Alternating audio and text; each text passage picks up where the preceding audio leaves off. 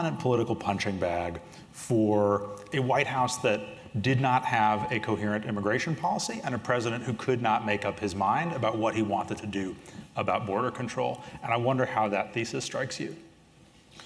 Let me say this. In the public sphere, I definitely took my punches. What I focused on is not allowing the punches to distract me from the mission and my dedication to the incredible workforce that dedicates itself to achieving that mission every single day. And so I frankly found myself to be quite resilient. It was also my responsibility as a member of the cabinet to execute the orders of the chief executive of this country. Whether I agreed or disagreed with those orders, I made my positions known, and then when decisions were made, I executed. That's my responsibility as a member of the cabinet.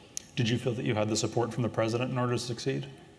There were areas of disagreement within immigration policy and in other areas, but I voiced my views. I was very pleased that in June of 2024, we took executive action that I thought made reforms that were sensible, if those and that proved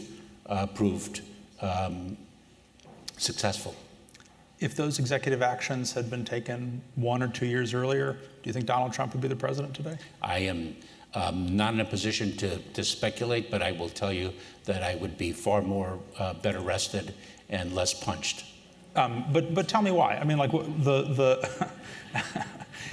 you'd be better rested because what? Look, in June of 2024, we took executive action. Let me explain the challenge at the border within the context of a broken immigration system. Many people don't understand this.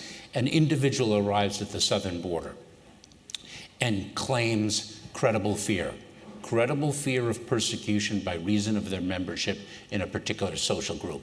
The standard for credible fear is relatively low, and I'm going to generalize because it depends on country of origin, demographics, all sorts of very individualized variables. But as a general matter, perhaps 70% of the people who claim credible fear meet that standard, and so they are admitted, and they may apply for asylum. And after 180 days that their application has been filed, they're able to work lawfully in the United States. The standard for asylum, the ultimate benefit, the standard for asylum is higher than the standard for credible fear. I'm going to generalize again. About 25% people qualify for the ultimate asylum. The time period, because of our system and how backlogged it is for years and years, the time period between the adjudication of credible fear and the ultimate adjudication of asylum is 10 plus years. People work lawfully. They have U.S. citizen children. Their children attend our schools. They attend our places of worship. They become integrated in our community. And then 10, 12 years later, if they lose their asylum case, what is a community's tolerance to have immigration and customs enforcement officers go into the community, apprehend the individuals for removal? That tolerance is low. And so we have 12 plus million undocumented people. That community of people has been accumulating year in and year out for decades. I want to ask you. And so we raised the credible fear bar. And to your mind, it should have been raised sooner. And the number of people it was coupled.